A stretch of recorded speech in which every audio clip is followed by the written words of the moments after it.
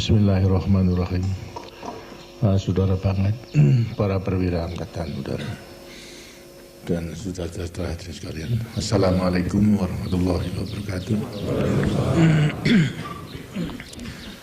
Pertama-tama kesempatan ini ingin saya gunakan untuk menyertai saudara-saudara semua memanjatkan puji syukur kehadirat Tuhan Yang Maha Kuasa karena rahmatnya dalam rangka apel Komandan Kesatuan TNI Angkatan Udara. Pada hari ini ada acara untuk bertatap muka dengan saya,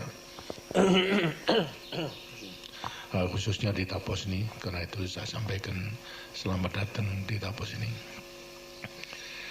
Barangkali para perwira pun juga telah banyak mendengar mengenai soal Tapos, melihat dari TV dan juga di surat-surat kabar, bahkan juga banyak yang memberitakan, dan biasanya ada yang memberitakan positif, tapi juga ada yang memberitakan dengan tujuan yang negatif karena mereka tidak mengetahui keadaan sebenarnya daripada Tapos ini, karena memikirkan ini peternakan dari presiden. Padahal sebetulnya bukan peternakan presiden, ini peternakan daripada anak-anak dari saya yang saya bonceng untuk mengadakan riset dan penelitian.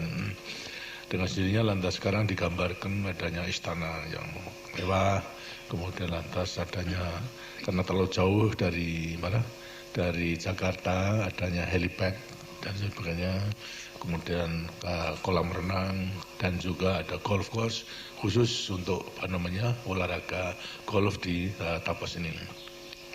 Yang semuanya tentunya nanti saudara bisa melihat sendiri semuanya itu ada atau tidak. Sebab memang ada yang termakan oleh isu-isu itu. Pernah terjadi daripada pejabat tinggi sampai datang kemari tanpa saya dengan dirinya menanyakan kepada petugas di mana tempat istananya dan sebagainya, di mana tempat daripada helipadnya. Ditanyakan ya tidak ada, hanya rumahnya rumah kecil yang itu yang saya gunakan tempat istirahat menunggu. Dan barangkali yang dikatakan helipad itu tempat penjemuran kopi, seperti yang gitu. Kemudian juga daripada kolam renang juga memang ada bak panjang. Bak panjang tersebut untuk menampung air, untuk persediaan minum dan mencuci kandang sebetulnya. Dan ketika golf course-nya memang ya lapangan rumput, tentunya luas, disangkanya fairway-nya daripada sehingga hampir tidak percaya, tapi setelah dibuktikan mengatakan ya semuanya tidak ada, barulah mereka itu mengerti daripada semuanya. Ini semuanya saya mengetahui bahwasanya memang dengan maksud untuk mendiskreditkan daripada keluarga dengan saya, tapi tidak apa bagi saya dan merupakan satu saya gunakan sebagai satu ujian sampai di mana dalam menghadapi semua isu-isu yang negatif tersebut. Isu tersebut sebetulnya sudah merupakan suatu penfitnahan, tapi karena kami percaya kepada Tuhan Yang Maha Kuasa, dengan sininya juga akhirnya mana yang benar, yang baik itu akan kelihatan, yang jelek itu akan nampak pula. Yang dalam bahasa Jawa itu adalah becik ke titik orok toro katanya begitu. Ini saya serahkan kepada Tuhan Yang Maha Kuasa. Karena itu sekali lagi saya terima kasih bahwasanya saudara-saudara nanti akan turut menyaksikan. Mudah-mudahan nanti kalau masih ada isu-isu demikian bisa turut mengatakan bahwasanya itu tidak benar daripada semuanya itu. Dalam ini hari saya berhadapan dengan perwira-perwira Angkatan Udara. Bagi saya teringat suatu peristiwa 49 tahun yang lampau pada waktu revolusi itu pecah. Tanggal 17 Agustus 1945 proklamasi dikumandangkan oleh Bung Karno dan Bung Hatta atas kemerdekaan daripada negara Republik Indonesia. Pada waktu itu saya terakhir menjadi ajudan komandan kompi, staf komandan kompi daripada Petak dan melatih, tapi tidak di satuan tapi di pusatnya, itu di markas besarnya di Madiun. Dan kemudian pada setelah proklamasi kurang lebih 2 hari semuanya telah dibubarkan peta dan saya kembali ke Jogja. Tanggal 23 Agustus itu adalah diumumkan adanya maklumat daripada pemerintah dan negara Republik Indonesia yang baru mengenai pembentukan daripada Badan Keamanan Rakyat BKR. BKR tanggal 23 Agustus dari beberapa hari, karena dipandang perlu untuk segera mempunyai kekuatan dalam rangka mengamankan negara Republik Indonesia yang telah diproklamirkan itu. Dan semua pemuda-pemuda dianjurkan untuk bergabung kepada Badan Keamanan Rakyat. Tidak lupa dengan isinya, semua bekas peta dan juga bekas NIL dan juga Lisyun dengan isinya menggabungkan di daerah-daerah itu menjadi anggota daripada Badan Keamanan Rakyat BKR tersebut. Susunannya belum sampai susunan kesatuan, tapi susunannya adalah satuan organisasi, dari ketua, wakil ketua, bendahara, sekretaris, dan kelompok-kelompok daripada keseluruhannya. Tugasnya apa pada waktu itu? Kita karena memang tidak mempunyai senjata, tentunya pertama-tama mencari senjata. Jadi mencuri senjata dari Jepang dan lain sebagainya, sampai main koboi-koboinan itu pokoknya boleh senjata. Di sampingnya itu juga melakukan diplomasi kepada Jepang yang masih ada, karena di Jogja pada waktu itu ada 4 batalion yang ukuran sekarang. Dulu namanya Daedang, 4 Daedang, lengkap dengan senjatanya. Setelah peta dibubarkan, senjatanya memang dikumpulkan oleh Jepang di Kota Baru, di gudang gitu, yang juga di situ tempatkan daripada salah satu batalion daripada Jepang. Kita bekas peta maupun juga yang senior mengadakan diplomasi kepada artinya pemerintah dan juga daripada satuan Jepang pada waktu itu, tapi tidak diberi, gitu, tidak diberi. Tapi terus didesak, terus mulai Agustus terus menerus kita usahakan, samping mencari senjata ke sana kemari, tapi juga karena memang ada di gudang banyak bekas 4 batalion, kita usahakan untuk dapat sampai kepada pengumuman mengenai pembentukan daripada TKR itu, atau BKR kemudian TKR tanggal 5 Oktober belum diberikan. Maka kita putuskan pada waktu itu, secara kebetulan saya ditunjuk sebagai wakil ketua daripada BKR di Yogyakarta. Ketuanya adalah Saudara Slamet, namanya, orangnya besar, bekas Sudanjo pula. Kemudian pada waktu itu beliau sedang ada di Madiun, tapi kita mendesak kepada Jepang untuk menyerahkan, tidak mau. Akhirnya saya memutuskan sebagai wakil ketua untuk mengadakan serbuan terhadap Jepang yang ada di Kota Baru, dengan merahkan semua pemuda dan rakyat. Padahal kita senjatanya baru sedikit sekali, kecuali daripada kepolisian. Di kepolisian masih lengkap, itu yang kita pinjam dan juga kita ajak untuk melucuti daripada Jepang. Bagi saya sendiri baru bisa mengumpulkan 12 senjata pada waktu itu. Tapi dengan gerakan daripada rakyat yang berteriak terus-menerus, itu kepung, serbu dan sebagainya, dari deadline-nya pada waktu itu jam 10 malam. Kalau tidak diserahkan, kita serbu. Kemudian kita serbu 1 malam. Akhirnya kita bisa berhasil dengan korban 21 pemuda yang gugur. Itu karena menyerang mulai daripada daerah terbuka. Barangkali kalau saudara yang di Jogja pernah menggambarkan, di Kota Baru sekarang itu dekat Lemboyangan, atau stasiun Lemboyangan, itu terbuka, dan mereka nyerangnya di sana. Mitraliernya sudah di atas, ada hadirnya, banyak daripada korbannya, 21 daripada pemuda maupun bekas peta. Saya sendiri menyerang daripada sebelah timur karena temboknya ada dan kampung.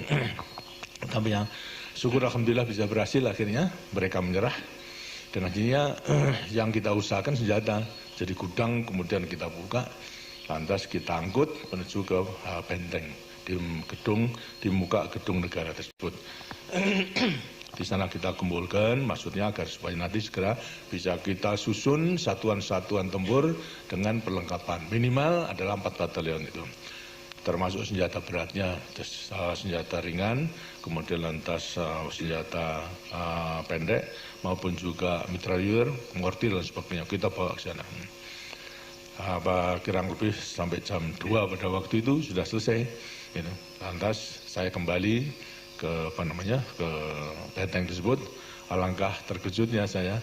Apa sebabnya? Senjata yang saya kirim ke sana oleh teman-teman, oleh kawan-kawan disangkanya pertempuran itu masih ada, dibagi kepada pemuda-pemuda, dibagi habis ya.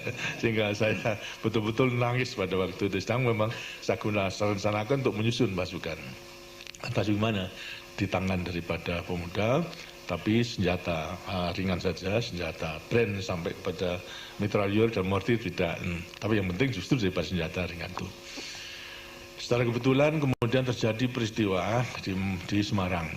Jadi saya pikir pada waktu itu tidak mungkin itu, sedang semangatnya ingin berjuang, pemuda memegang senjata diminta begitu saja tidak mungkin. Secara kebetulan ada permintaan bantuan satuan dari Jogja itu untuk membantu pertempuran di Semarang. Nah, kemudian atas kesempatan itu saya gunakan mengumpulkan semua pemuda yang memegang senjata, terutama menerima senjata dari Beteng, semua kumpul. Karena keadaan gawat akan membantu yaitu ke Semarang dengan sendirinya, antusias sekali, semua kumpul dengan seluruhnya di Benteng. Kemudian lantas kita susun daripada regu-regu itu, senjatanya saya suruh meninggalkan, tidak mau, pokoknya mau turut bertempur, ya baiklah. Sedangkan kebanyakan memang anak pemuda, terus bukan tentara. Kalau tentara segera bisa kita ambil, kita susun menjadi kesatuan-kesatuan. Tapi saya sudah memikirkan karena faktor psikologis, baiklah kita kerahkan, tapi saya yakin bahwa nanti setelah beberapa hari mereka tahu akan menyerahkan senjatanya. Di sampingnya itu sudah saya dampingi dari para bekas peta, satu regu dapat senjata. Kemudian setelah sampai di Semarang, 2-3 hari sudah gelisah mereka, gelisah, minta dikirimkan kembali ke Jogja. Ya saya katakan boleh saja, kita pertempuran, senjata semua tinggalkan, artinya diserahkan dulu kepada yang tidak bersenjata. Nah, kemudian lantas ya karena sudah ingin pulang, serahkan begitu saja.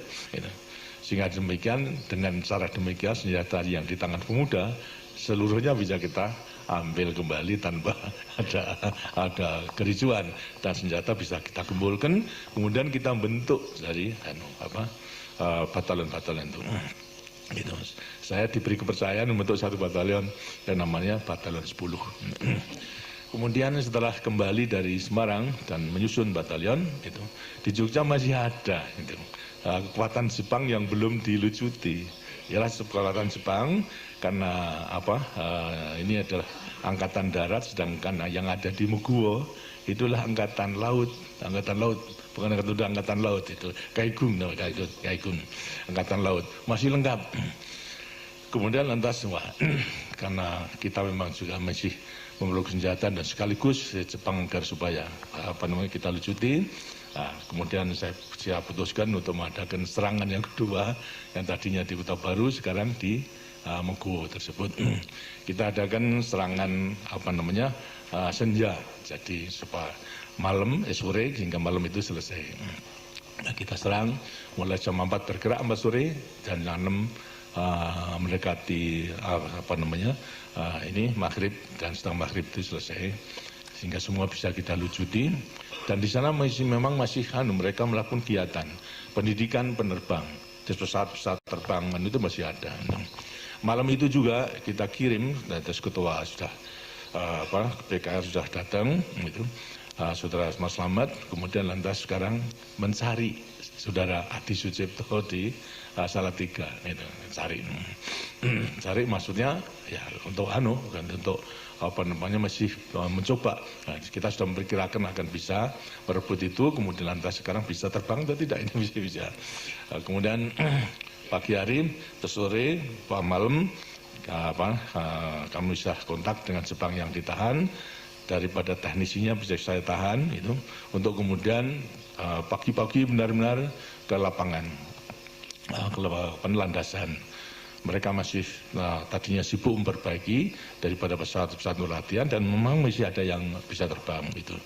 Kemudian sambil menunggu kedatangan daripada saudara Adi Sucipto, itu pun saya saya suruh mempelajari bagaimana cara menghidupkannya, bagaimana cara mengendalikan. Setelah bisa, kemudian saya coba lantas testing mulai daripada di runway itu,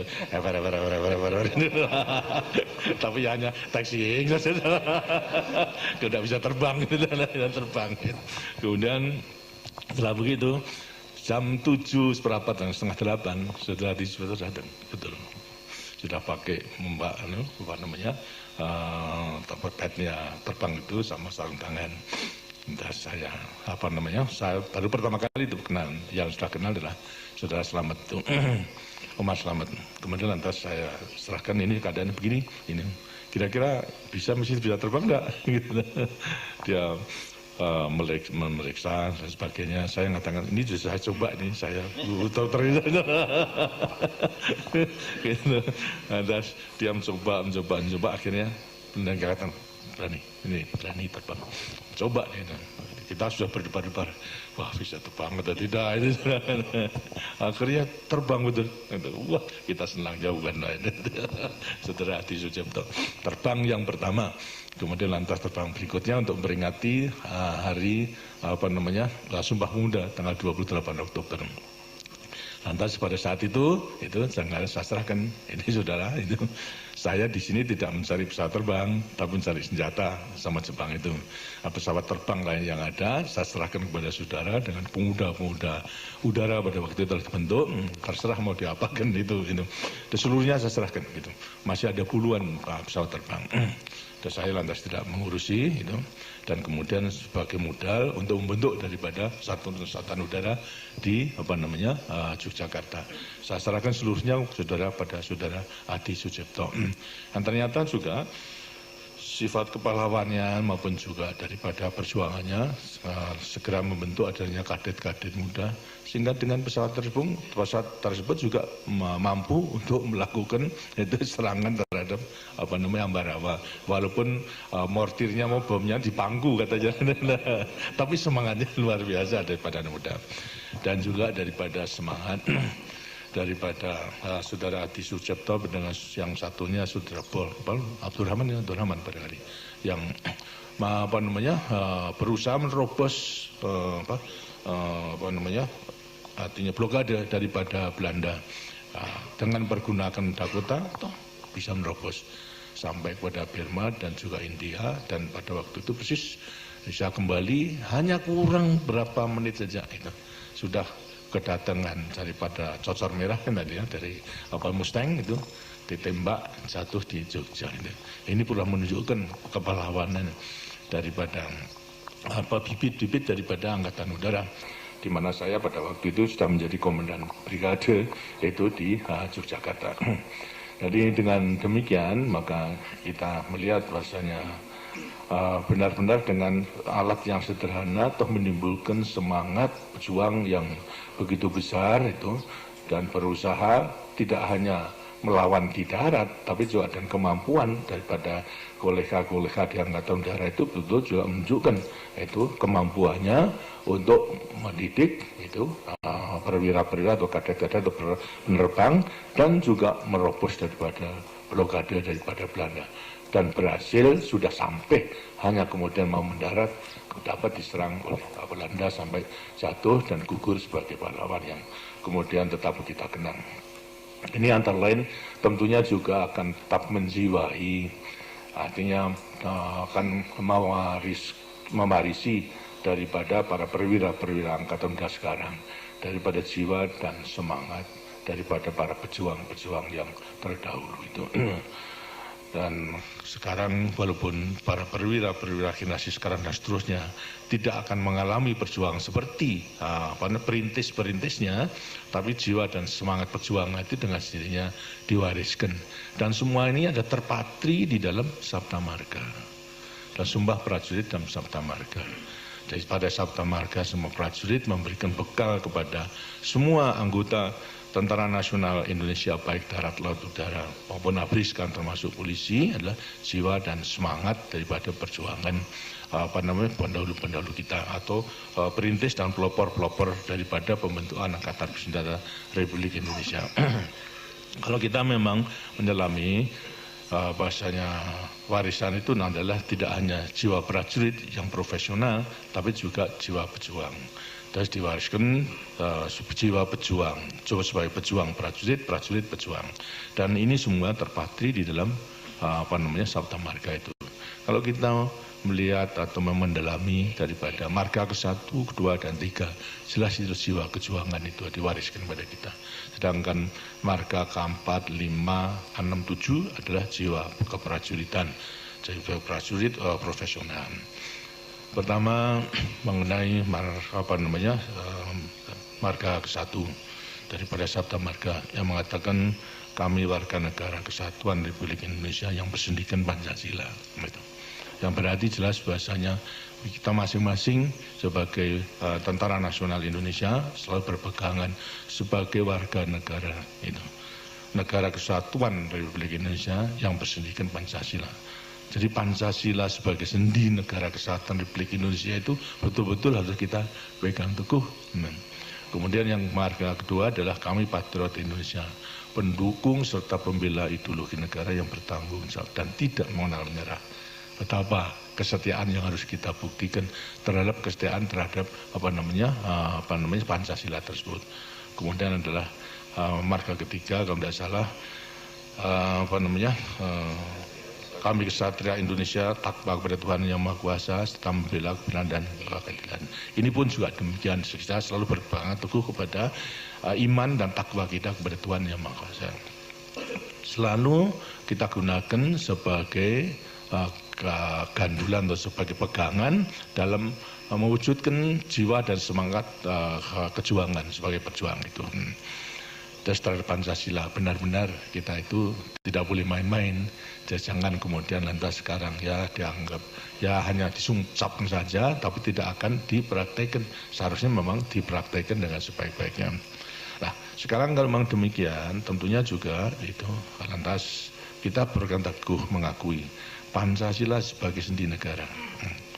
Selanjutnya lantas Pancasila yang mana yang kita pegang itu. Masalahnya banyak Pancasila versi yang dikemukakan, terutama karena memang Pancasila sebagai dasar negara. Bagi kita dengarnya Pancasila sebagai dasar negara dan kemudian dikembangkan dalam Orde Baru itu sebagai ideologi bangsa dan juga sebagai pandangan hidup dalam kehidupan kita bernegara, berbangsa dan bermasyarakat, ya Pancasila yang lahir bersama-sama proklamasi. Artinya yang lahir satu hari setelah proklamasi itu ialah Undang-Undang Dasar 45, di mana mukadimahnya disebutkan daripada dasar bernegara ialah ketuhanan yang Maha Esa, kemanusiaan yang adil dan beradab, persatuan Indonesia, kerakyatan yang dipimpin oleh hikmah kebijaksanaan dalam persoalan perwakilan, keadilan bagi seluruh masyarakat Indonesia yang kemudian kita namakan Pancasila. Inilah yang harus kita pegang teguh. Karena memang ada beberapa versi yang seolah mengatakan Pancasila yang lahir pada 1 Juni misalnya, pada waktu diucapkan oleh Bung Karno. Sebetulnya ini semua merupakan proses, proses daripada pembentukan dasar negara oleh artinya pemimpin-pemimpin kita, pendiri Republik Indonesia di dalam menyusun daripada dasar daripada negara, ialah Undang-Undang Dasar maupun juga daripada falsafah daripada Undang Dasar 45. Banyak semuanya memberikan satu uraian Bapak Bung Karno mengenai soal Pancasila, gunakan Pancasila, tapi daripada Pancasila yang diutarakan Bung Karno tidak sebagaimana Pancasila yang termasuk di dalam mukadimah itu, urut-urutan pun juga lain. Bahkan Bung Karno mengatakan kalau itu terlalu panjang bisa diperas menjadi trisila, bisa diperas lagi menjadi satu sila, berarti gotong royong. Itulah daripada ide pemikiran-pemikiran daripada Bung Karno. Lainnya pun juga demikian. Muhammad Yamin, kemudian lantas Pak Tongmo juga semua mengajukan daripada semua, dan akhirnya sebetulnya apa yang pada perjuangan yang pertama daripada panitia adalah mengenai lahirnya Jakarta Charter itu, di mana sila pertama sebetulnya disantumkan ketuhanan dengan kewajiban menjalankan syariat Islam bagi pemeluk agama Islam itu. Nah, setelah disusun ini sebetulnya, tapi kemudian persis akan diproklamasikan sudah dan akan disahkan, kemudian ada yang tidak setuju, terutama Indonesia bagian timur, dari kawasan timur, Kalau itu tetap dilaksanakan, maka tidak akan mengikuti, berarti perpecahan. Jadi proklamasi tidak akan didukung oleh persatuan-kesatuan seluruh wilayah negara Republik Indonesia yang telah kita proklamirkan itu. Akhirnya dengan segala kebijaksanaan termasuk pula daripada pemuka-pemuka agama Islam, terus ulama-ulama dan sebagainya, semuanya bisa dihilangkan, diganti dengan ketuhanan yang Maha Esa. Jadi mengenai dengan kewajiban syariat Islam dicorek seluruhnya. Ini merupakan satu kebijaksanaan, suatu jiwa besar yang ditunjukkan oleh para ulama. Saya kira bisa mengerti para ulama begitu, bisa menerima apa sebabnya. Ya karena masalahnya sebetulnya yang mengaku agama Islam itu sebenarnya wajib untuk menjalankan syiarnya. Tapi dalam rangka ketuhanan yang Maha Esa sebetulnya merupakan tauhid daripada Islam itu sendiri. Hanya mengakui satu Tuhan. Dan Tuhan yang Maha Esa. Dan kita itu hanya mengetahui satu Tuhan, dan juga daripada umat Islam mengakui Nabi Muhammad itu sebagai Nabi utusan Rasulnya itu. Dengan syahadat yang sebenarnya kita ucapkan bagi mereka yang beragama Islam. Kemudian dengan demikian diputuskan lahirlah Undang-Undang Dasar 45 dengan Pancasila sebagaimana yang tercantum di dalam mukadimah daripada Undang-Undang Dasar 45 itu. Oleh karena itu bagi kita tidak ada lain yang kita terima sebagai Pancasila sebagai sendi negara yang kemudian harus kita bela, ya Pancasila yang lahir satu hari sesudah proklamasi itu, pada tanggal 18 Agustus 1945. Yang kemudian mengalami daripada berbagai perubahan karena memang perjuangan kita menghadapi pembentukan daripada Republik Indonesia Syarikat, kemudian lantas berubah undang-undangnya, lantas undang dasarnya, lantas juga menghadapi daripada ini mengenai pembentukan negara Republik sementara dengan undang-undang dasar pun juga berubah, dan kemudian lantas ini merupakan undang-undang dasar sementara. Dan kemudian untuk dapat menyusun undang-undang yang tetap diadakan pemilihan anggota Dewan Konstituan dan kemudian bersidang untuk menentukan mengenai undang-undang dasar dan haluan garis besar undang-undang dan juga daripada falsafahnya. Tapi ternyata 4 tahun tidak ada berhasil. Karena sama kekuatan tidak bisa menentukan, tidak pernah mencapai 2/3 dari forum yang harus menentukan mengenai sahnya daripada undang-undang dasar yang baru yang perlu mengganti daripada undang-undang dasar. Akhirnya lantas sekarang ya perjuangan kita tidak bisa terus-menerus menunggu Dewan Konstituan untuk menyusun undang-undang dasar, lantas diputuskan kembali kepada Undang-Undang Dasar 45 dengan dekret daripada Presiden itu. Yang sekarang dengan sininya lantas karena sudah didekretkan Dewan Konstitusi tidak bisa menyusun daripada Undang-Undang Dasar tetap yang masih berlaku dari Undang-Undang Dasar sementara Republik. Sekarang didekretkan kembali kepada Undang-Undang Dasar 45. Das yang menjadi pegangan daripada kehidupan kita bernegara, berbangsa dan bermasyarakat adalah Undang-Undang Dasar 45 dengan Pancasila yang tercantum di dalam mukadimah tersebut. Inilah yang saya kira perlu kita pegang teguh, yang kemudian lantas kita laksanakan. Tapi saudara-saudara mengetahui bahasanya walaupun toh sudah kembali kepada Undang-Undang Dasar 45 dengan dekret daripada Presiden, pelaksanaannya sampai kepada tahun 65 tidak sesuai dengan apa yang tercantum dalam Undang-Undang Dasar 45, khususnya dalam rangka melaksanakan mungkin juga merupakan konsep perjuangan daripada Bung Karno itu. Bagaimana dalam membawa daripada kelangsungan perjuangan bangsa Indonesia untuk mencapai daripada cita-citanya itu. Dilihat daripada segi ideologi memang kita bisa mengerti kenapa tidak segera diterapkan sebagaimana yang tercantum di dalam Undang-Undang Dasar 45, baik mengenai lembaga-lembaga tinggi negaranya maupun juga kekuasaan daripada Presiden, mandataris dan lain sebagainya itu. Karena apa? Sebenarnya Bung Karno juga itu selalu mengatakan kepada kita, dilihat daripada segi ideologi, landasan perjuangan ideologi Bung Karno sebetulnya Marxis. Marxis. Marxisme itulah landasan, tapi yang diterapkan di Indonesia. Itu Marxisme yang diterapkan di Indonesia. Selain daripada Marxisme yang diterapkan di Eropa Timur, di Moskow, di Rusia dan sebagainya. Perbedaannya apa? Kalau Marxisme, Leninisme sampai pada komunisme diterapkan di sana adalah merupakan perjuangan kelas. Jadi daripada rakyat pada dasarnya merupakan kelompok yang tidak turut memiliki alat produksi, apa itu pabrik, apakah itu tanah dan sebagainya, tidak turut memiliki. Itu merupakan kaum proletar sendiri. Sehingga demikian kaum proletar itu yang sekarang harus disusun untuk memegang kekuasaan, sehingga berlakulah diktator proletariat di negara-negara komunis itu. Sekarang di Indonesia itu tidak demikian. Walaupun kecil rakyat Indonesia itu ikut turut memiliki alat produksi, ikut turut memiliki tanah menjadi sumber daripada kehidupannya, ikut turut memiliki misalnya alat-alat pandai, jahit dan sebagainya.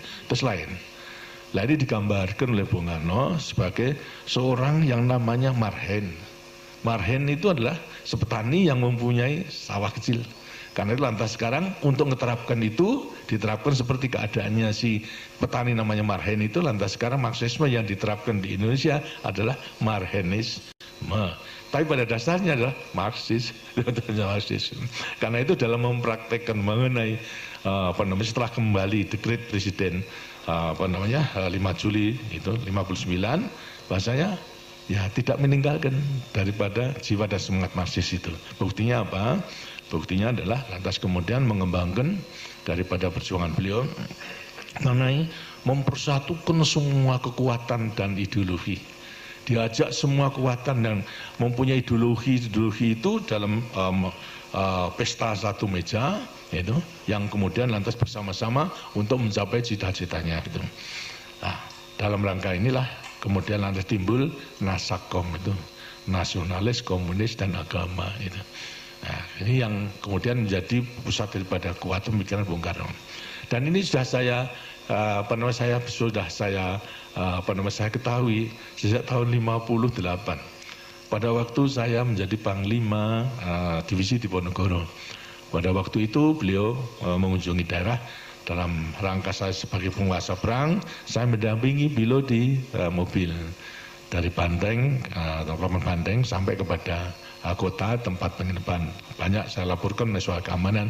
Kemudian saya tanya kepada beliau, Pak, karena setelah pemilihan umum pada waktu itu untuk Dewan Kesultanan, ya Pak, ini mengenai PKI di Jawa Tengah itu menang, apakah tidak membahayakan Pancasila?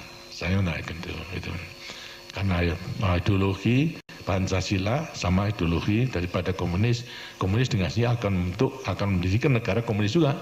Dan ternyata sekarang sudah menang, apa tidak membahayakan daripada Pancasila? Beliau menjawab misalnya bahwa kan kenyataan PKI itu mendapat dukungan daripada rakyat. Merupakan kekuatan yang harus kita perhatikan, kita perhitungkan. Karena itu harus kita berjuang untuk menjadikan PKI itu adalah PKI Pancasila. Nah, saya nanya, apa mungkin Pak? Nah, beliau mengatakan ini perjuangan ini bapakmu, serahkan kepada saya. Kamu udah usah turut-turut, gitu. Nah, ya sudah. Di situ saya sudah melihat bahwasanya beliau tidak akan menghilangkan daripada PKI, akan menggunakan. Kemudian apalagi juga setelah kemudian lantas konsep Nasakom tersebut tidak hanya ke dalam negeri, tapi juga sudah dijual luar negeri lewati pidato beliau di Perserikatan Bangsa-Bangsa itu. Jadi tahun 58 saya sudah menanyakan apa tidak membahayakan. Nah, kemudian terjadi mengenai soal KUB G30 SUKI. Secara kebetulan saya mempunyai kepercayaan untuk mendampingi mengatasi daripada keseluruhannya, sehingga saya tinggal saja. Lah Pak, saya dulu kan sudah tanya bahasanya PKI Pak tidak membahayakan Pancasila. Yang kemudian lantas ternyata sekarang demikian. Tapi beliau masih mengatakan itu mengenai peristiwa G30S dan meninggalkan jenderal-jenderal itu dalam revolusi hanya merupakan suatu hal yang kecil.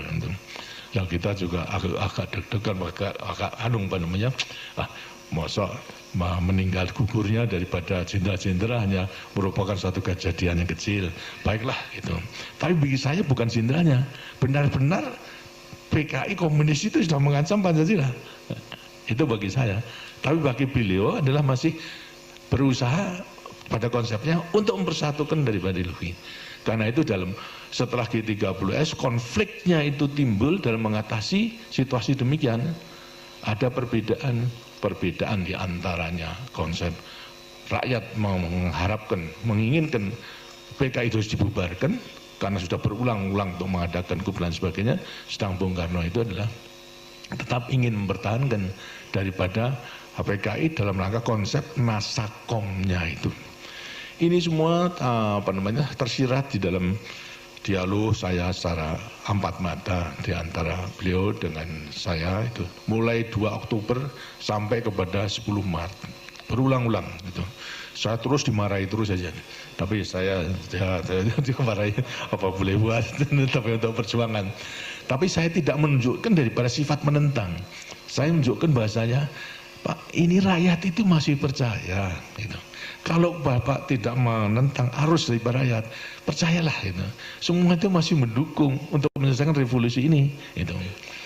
Tapi ya beliau tetap berpegang teguh dan selalu mengatakan, kamu sebagai prajurit, saya panglima tertinggi gitu. Harus tunduk pada saya, bubarkan itu kami sama KAPI. Jangan katakan, Pak, ya kasihan. Wong ini yang mendukung pada perjuangan itu baru bubarkan. PKI itu yang harus bubarkan. Marah lagi daripada beliau. Jadi terus menerus begitu, dan akhirnya pada waktu menyadarkan pada saya lagi, kamu harus tahu bahwa saya ini tidak lagi menjadi pemimpin Indonesia. Saya ini sudah menjadi pemimpin dunia. Saya sudah terlanjur menjual konsep Naskom itu kepada dunia. Sekarang saya harus bubar PKI. Berarti kan menyabut daripada konsep saya. Di mana muka saya terhadap dunia itu? Ini menjadi alasan. Ya, kalau saya jawab, kalau begitu gampang Pak. Bagaimana? Yang penting sesuai dengan apa yang selalu diajarkan Bapak kan. Yang penting kan kepentingan rakyat kita, kepentingan nasional dulu. Baru dengan kepentingan nasional dan kekuatan nasional kita bisa melangkah keluar. Kalau kita tidak mempunyai kekuatan di dalam, ya apa yang harus kita lakukan keluar? Karena kalau caranya demikian, itu gampang. Jadikan saya bumper, saya bilang. Gimana?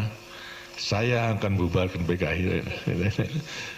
Tapi nanti kalau sudah dengan demikian, lantas dunia itu melihat bahasanya yang membubarkan PKI bukan Pak, tapi saya. Gitu. Tapi setelah itu kemudian banjir, setelah minta supaya digongi untuk keperluan ke dalam, itu supaya ke dalam rakyat benar-benar daripada pembubaran PKI, walaupun saya membubarkan, toh Bapak menyetujui sehingga rakyat bisa mendukungnya. Gitu. Karena kan ya tidak bisa, nggak bisa ya susah kalau begitu. Kaman, akhirnya tanya, sudah berulang-ulang itu, terus tanggal 20 Oktober sampai kepada 10 Maret, sebelumnya 11 Maret itu. Akhirnya, entah beberapa hari sebelumnya, 1 Maret itu, perubahan Maret ini. Saya masih belum sakit pada waktu itu, dipanggil, gitu. Berdua, lantas beliau dalam keadaan santai, pakai celana kolor sama kaos saja, ini. Saya itu ada apa, lantas saya ya minum dan sebagainya. Akhirnya menanyakan saya sambil jawab, jane aku iki arep kok kapake. Dosa saja. Jadi saya juga madeg pada waktu itu Pak. Itu sangat longso gitu melihat itu. Lantas saya mengatakan pada beliau, Pak, jadi Bapak belum ngerti. Begini, kan Bapak sudah tahu kalau saya itu anaknya petani, anaknya orang kecil gitu. Tapi walaupun orang kecil, ayah saya, orang tua saya itu punya kudangan terhadap anaknya itu.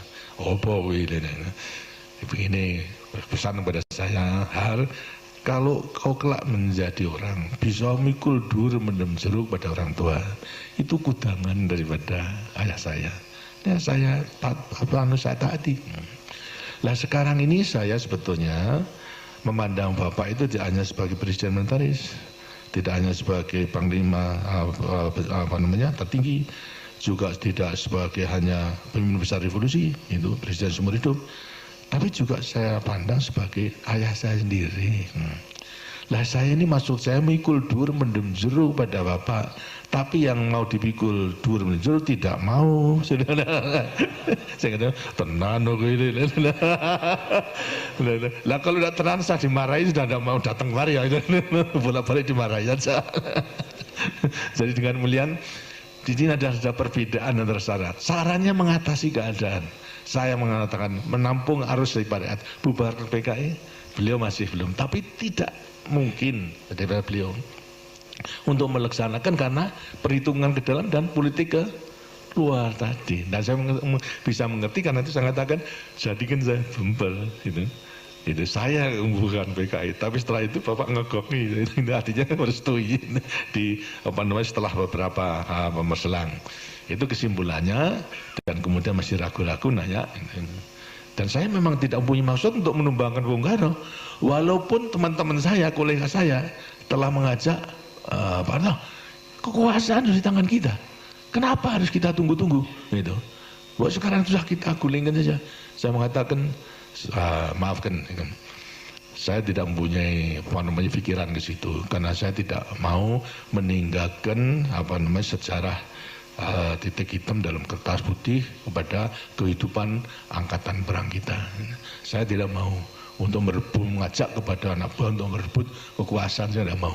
Tapi kalau saudara-saudara mau silakan. Saya tidak turut. Akhirnya tidak ada yang mau. Jadi tidak ada yang tidak mau. Sekarang kita harus menyelesaikan semua itu secara konstitusional. Ya memang lama, tapi inilah jalan yang harus kita tempuh. Akhirnya semua setuju, hanya yang mengatakan yang kritik pada saya terlalu falsafah Jogja, itu seperti Andong, alan-alan asal pelakon gitu loh. Ya apa boleh buat aja, tapi yang mereka tidak mengerti, yang penting itu kan kelakonnya itu, jadi kelakonnya dengan berhasil, bukan alon-alonnya, kelakonnya itu dan berhasil. Ya karena mereka salah menafsirkan, sehingga kemudian terjadi pada 11 Maret sidang kabinet. Di situ ada pemberitaan mengenai soal istana sudah dikepung oleh pasukan yang tidak dikenal. 10 Maret, enggak 11. 11 Maret itu keluarnya kan 11 Maret ketika itu juga. 11 Maret itu kemudian lantas ada demikian sampai Bung Karno kemudian ke Bogor dalam keadaan sangat memprihatinkan, disusul dengan Waperdam keseluruhnya dengan helikopter ke Bogor. Kemudian di antara 3 perwira, yang 2 menjadi menteri, yang 1 adalah Panglima Kodam, siapa? Pak Basuki Rahmat, kemudian lantas Yusuf sama Amir Muhammad sebagai Panglima Kodam. Melihat situasi demikian, itu sangat memprihatinkan, mempunyai ide untuk untuk menemani Bung Karno ke Bogor, gitu. Baik. Tapi karena masih ingat ada atasannya, sehingga lapor kepada saya. Saya dalam keadaan sakit pada waktu itu, memang di tempat tidur karena kumat, tenggorokan. Kalau sudah kumat sampai kepada kursen dan sebagainya, tidak bisa menghadiri sidang kabinet pada waktu itu. Kemudian datang ke rumah, menceritakan semua kejadiannya. Lalu minta izin untuk menemani Bung Karno di Bogor. Saya izinkan, silahkan, baik. Lantas tanya, pesan apa Bapak? Saya mau pesan 1, sampaikan salam dan hormat saya. Yang kedua, sampaikan kalau saya sakit, itu tidak bisa hadir tadi. Yang ketiga, sampaikan aja, kalau saya diberi kepercayaan, keadaan ini saya atasi. Itu saja. Terus tidak macam-macam. Jadi saya hanya mengatakan, kalau saya diberi kepercayaan, keadaan ini akan saya atasi. Dengan demikian, saya perhitungkan bahwasanya segala lamanya dialog antara beliau dengan saya itu, beliau sudah menangkap itu, Lantas ini berangkat. Setelah datang ke sana, ya lapor dan sebagainya, semua dimarahi dengan sendirinya. Saya menteri, kemudian sampai terjadi demikian. Kemudian lantas sampai, bagaimana cara mengatasinya? Ya, aja Pak, percayakan aja kepada Pak Harto. Marah lagi, udah bilang beliau, kurang apa saya percaya benar. Sudah diberi pangkat naik, jadi lain sebagainya. Ya tapi barangkali perlu tertulis, nah, baru kemudian ya kalau begitu dibuat surat tertulis, dibuat 3 jenderal, ditambah dengan semua Waperdam, Bandrio, kemudian Pak Lemena sama Khairul Saleh, terus sekretaris Sabur itu dibuat. Akhirnya kemudian ditandatangani. Nah itulah perintah 11 Maret lahir, ditandatangani, sudah mendekati sore, dan isinya adalah memberikan wewenang kepada saya di mana perlu untuk mengambil tindakan atas nama beliau, gitu, untuk mengamankan daripada perjuangan, revolusi dan lain sebagainya. Itu merupakan suatu wewenang yang luar biasa itu. Dan kemudian lantas ini dibawa ke Jakarta. Sudah agak malam, ada waktu kurang lebih yang mendekati Isya itu. Kemudian saya masih di rumah, disampaikan, saya baca, saya putuskan kemudian bubarkan PKI. Itu. Bubarkan PKI, kemudian lantas karena persyaratan pada waktu itu harus sebelum mengambil keputusan ada koordinasi dengan menteri-menteri Panglima Angkatan. Saya ada rapat, ada di Kostrad. Lama bicarakan semua perwira dan semuanya telah ditinjau. Pokoknya saya menggunakan mengubarkan daripada PKI, dan semua dikonsep. Baru setelah jam 1 malam itu saya tanda tangani itu.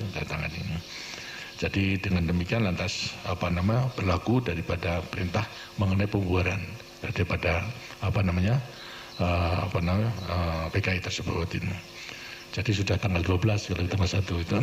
Nah, pagiannya diumumkan, kemudian lantas beliau katanya semua Waperdam kumpulkan, dimarahi. Dimarahi. Akhirnya diputuskan salah satu untuk dikirim kepada saya, Pak Lemena. Tanggal 13 itu dikirim. Kemudian tanya ke Pak Haji Salim, karena setelah selesai kemudian saya kembali lagi ke rumah untuk istirahat. Karena Pak Lemena mengatakan, kalau saya manggil saya dan Mas Alto, apa enggak keliru itu bubaran PKI itu? Saya berkata enggak, itu di surat perintahnya tidak ada. Ya memang enggak ada, tidak ada gitu. Kalau ada, kalau sudah setuju bapaknya begitu. Pokoknya marah, kita dimarahi. Sudahlah, saya bertanggung jawab.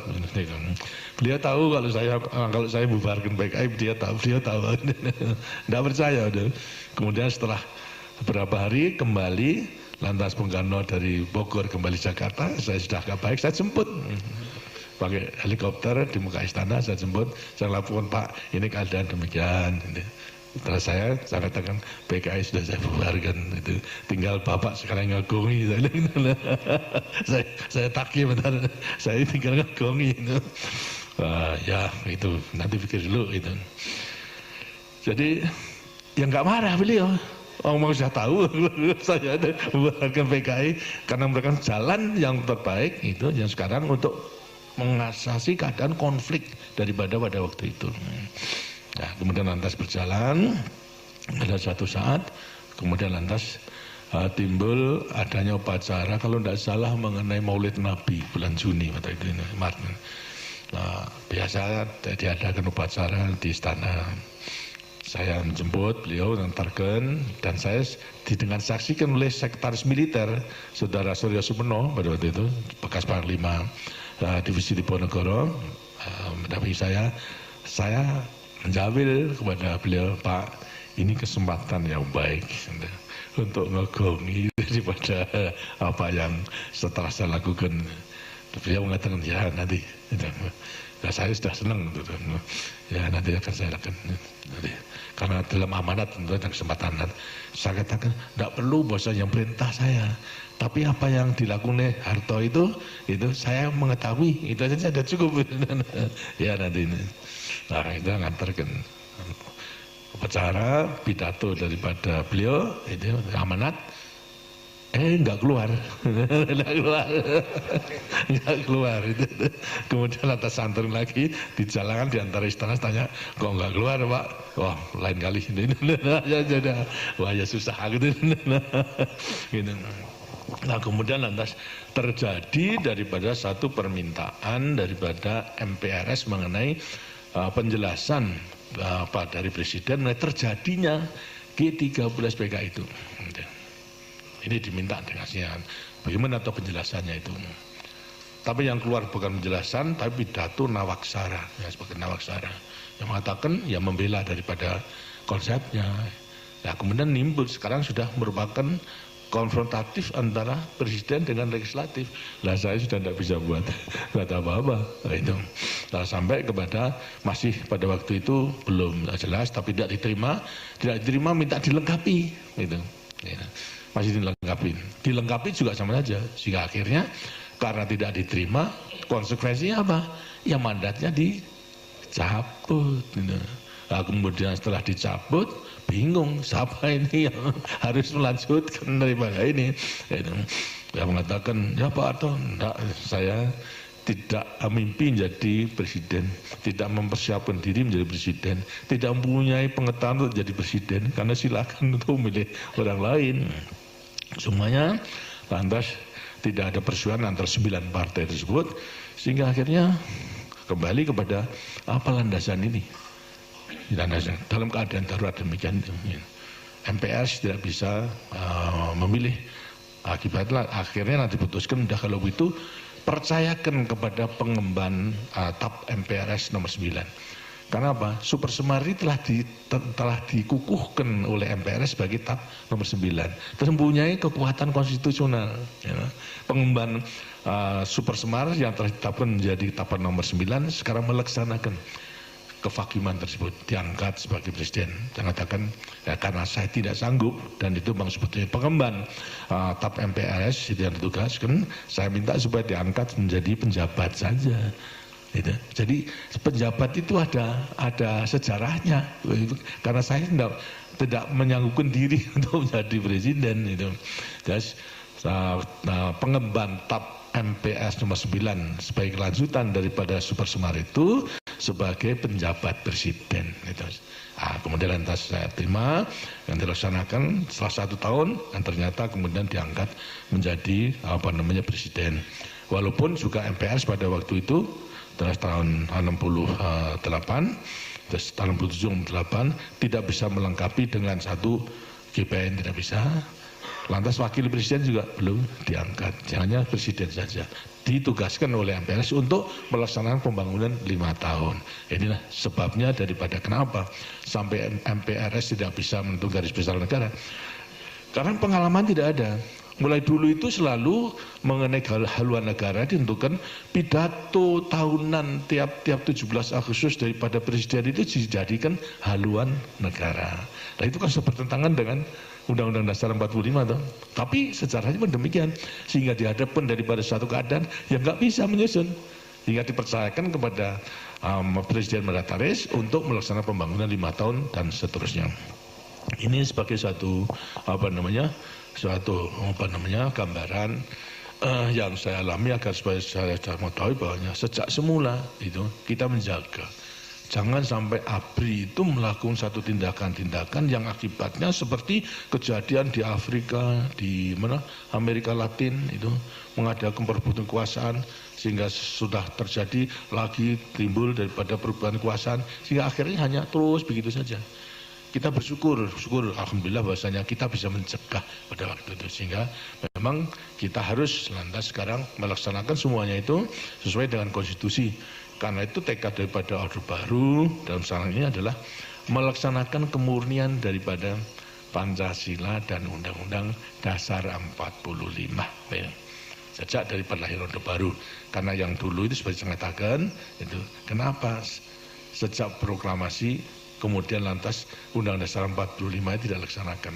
Kita bisa mengerti karena memang situasi kondisi dalam negeri dan dunia pada waktu itu mungkin kalau kita segera melaksanakan akan dicap sebagai negara cetakan daripada Jepang, negara diktator dan sebagainya. Itu bisa mengerti.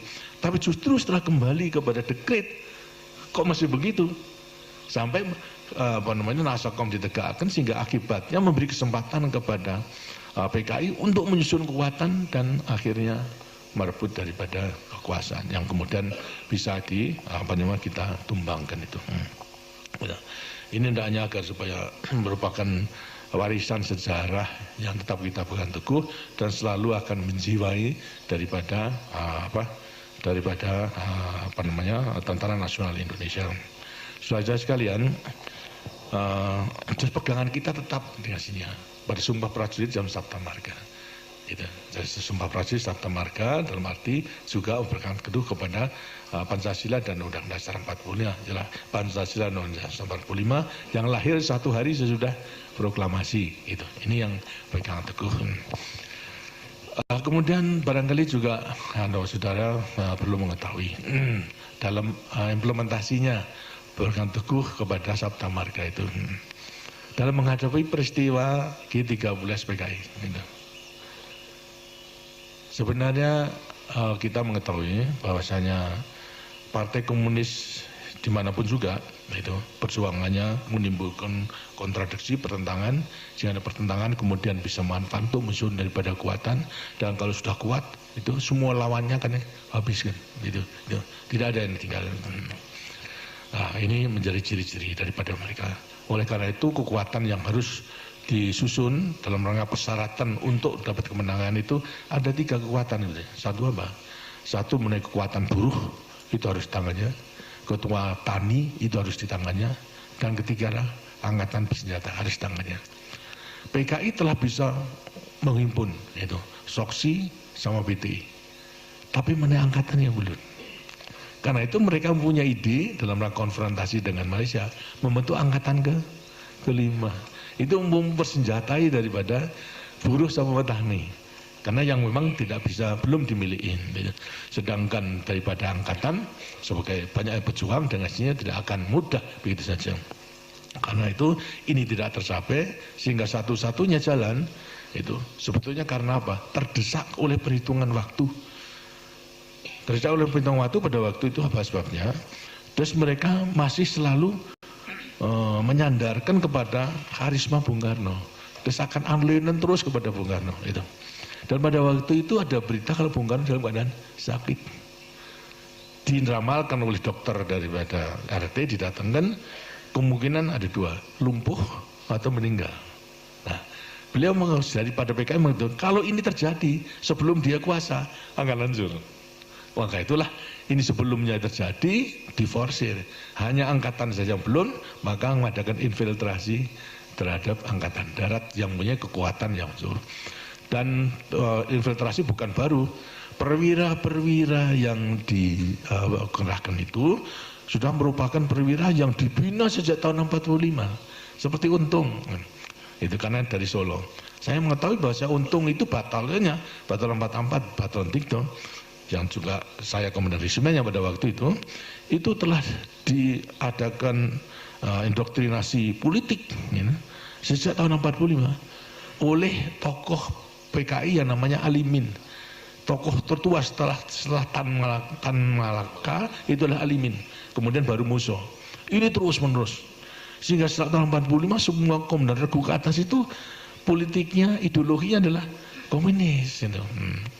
Tapi dalam rangka memperbaiki, kita latih dan sebagainya itu, apalagi pada waktu saya di Solo semua saya latih supaya dipisahkan di antara ideologi sama keprajuritan, dan itu berhasil. Tapi nyata terus dibina sehingga pada akhir membutuhkan, terdesak oleh keadaan, perwira-perwira inilah yang digunakan. Secara kebetulan semua sudah di Jakarta itu, dan memegang kunci-kunci yang penting karena memang rupa-rupanya ada persiapan ke arah situ.